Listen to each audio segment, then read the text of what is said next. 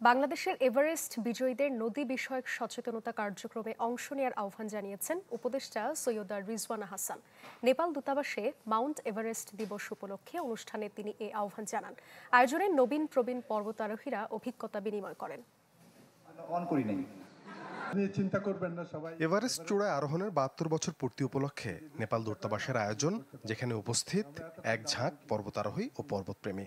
আমি ক্লাইম্ব করতে পারিনি, জাফর ভাই করতে পেরেছে আর কি। ওকে। আছেন এভারেস্ট চূড়ায় লাল সবুজ পতাকা ওড়ানো ৪ বাংলাদেশি। কক্সবাজার থেকে হেঁটে সম্প্রতি এভারেস্টে পৌঁছানো একরামুল হাসান শাকিল তুলে ধরেন তার অভিজ্ঞতা। গ্রামটা ছিলাম, সেই গ্রামটার নামটা ফুটছে, সেটা উচ্চতা হলো ৩,০০০ প্রায় ৮০০-৯০০ মিটারের মতো। অন্য এভারেস্ট জয়ীরাও করেন স্মৃতিচারণ। অসংখ্য শৃঙ্গ আছে, কিছু আনক্লাইমড আছে, কিছু লেস ক্লাইমড আছে। আমাদের যারা মেয়েরা আছেন দ্রুত এগিয়ে আসতে হবে। এই জায়গাটা আমি চাই সমান হব আমরা। ওইখানে যদি বরফগুলো গলে যায়, বরফ যদি শেষ হয়ে যায়, তাহলে কিন্তু আমাদের কিন্তু অনেক বড় প্রভাব পড়বে বাংলাদেশের এই জলবায়ু এবং আমাদের জীববৈচিত্র্য সবকিছুর উপরই। প্রধান অতিথির বক্তব্যে উপদেষ্টা সৈয়দা রিজওয়ানা হাসান দেশের পর্বতারোহীদের নদী বিষয়ে সচেতনতা কার্যক্রমে অংশ নেওয়ার আহ্বান জানান।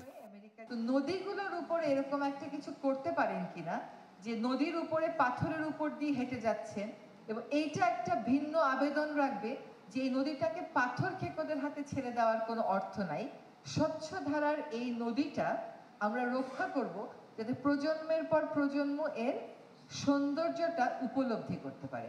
পর্বতারোহী এবং অ্যাডভেঞ্চার প্রেমীরা যেভাবে আমাদের দুই দেশকে আরো কাছাকাছি নিয়ে এসেছেন, এগুলো তার চমৎকার উদাহরণ। অনুষ্ঠানে বাংলাদেশের প্রথম শীতকালীন পর্বত অভিযানে অংশ নেওয়া ৫ নারী পর্বতারোহীকে জানানো হয় বিশেষ সম্মাননা। সাদবিন শফিক, চ্যানেল 24, ঢাকা।